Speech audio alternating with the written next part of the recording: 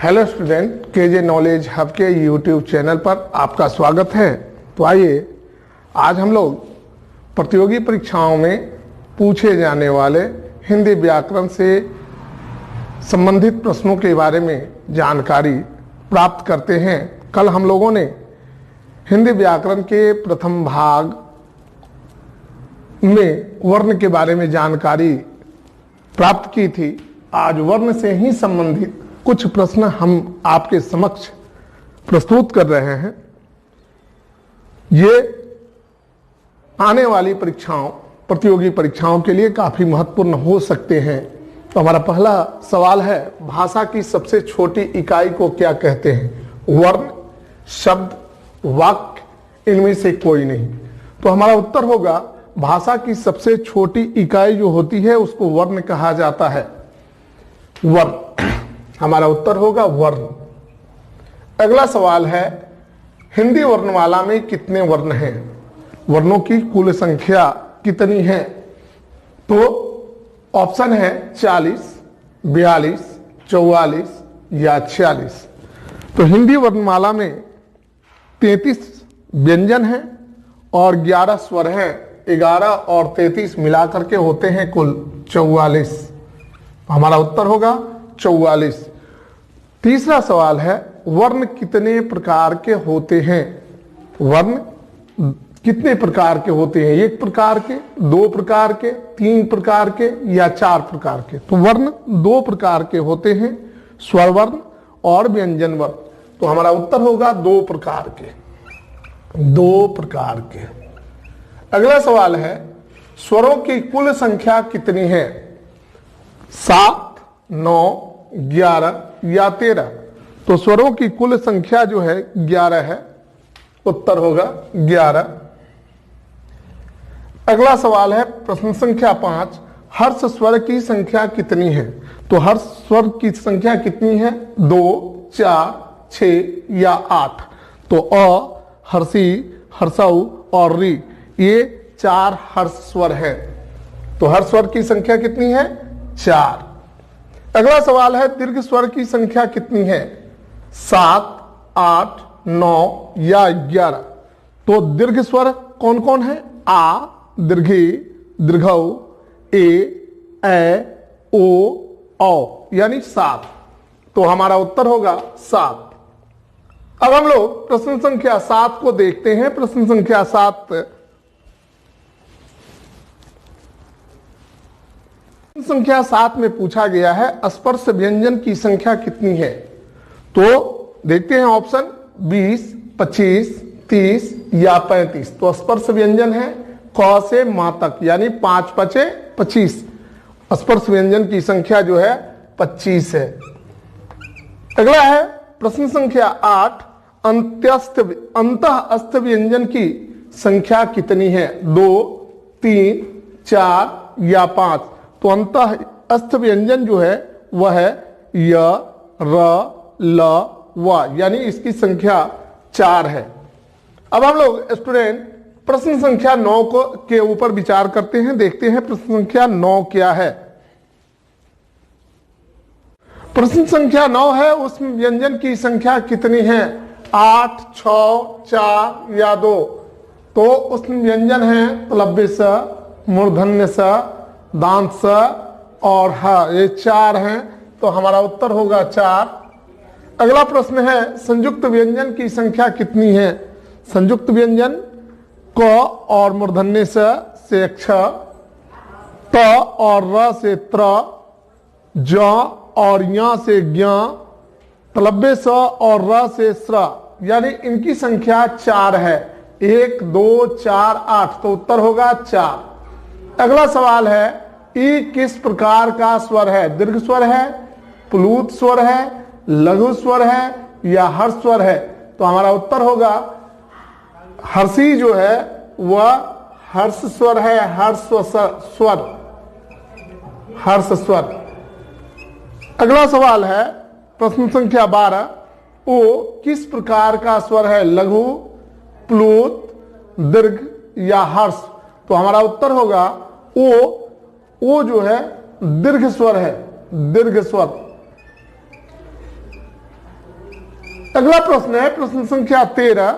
जिन स्वरों को बोलने में कम समय लगता है उसे हर्ष स्वर कहते हैं, दीर्घ स्वर कहते हैं, प्लूत कहते हैं, इनमें से कोई नहीं। तो हमारा उत्तर होगा उन्हें हर्ष स्वर कहते हैं, हर्ष स्वर। अगला सवाल है प्रश्न संख्या 14। घ का उच्चारण स्थान क्या है? घ क वर्ग के जितने भी सदस्य हैं उनका उच्चारण स्थान जो है कंठ है, तो हमारा उत्तर होगा कंठ।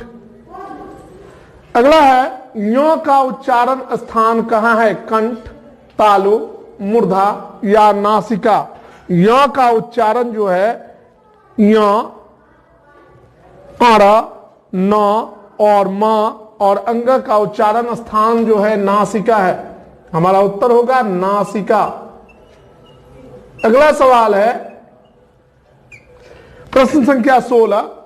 दीर्घी कौन सा स्वर है? प्लुत स्वर, दीर्घ स्वर, लघु स्वर या ह्रस्व स्वर? तो हमारा उत्तर होगा दीर्घी जो है वह दीर्घ स्वर का उदाहरण है। दीर्घ स्वर की संख्या 7 है, दीर्घ स्वर उत्तर होगा इसका। प्रश्न संख्या 17 है त का उच्चारण स्थान कहाँ है? ओठ, दंत, तालु या कंठ? तो उत्तर होगा दंत।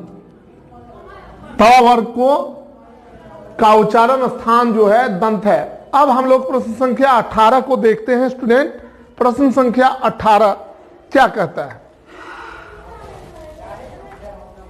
प्रश्न संख्या 18 इनमें से कौन संयुक्त व्यंजन है? एक जो है संयुक्त व्यंजन है मक्का, आधा क का, सत्ता, आधा तो ज्ञ। तो उत्तर होगा ज्ञ जो है संयुक्त व्यंजन का उदाहरण है। य आधा ज के साथ जब य को जोड़ा जाता है तो ज्ञ बनता है।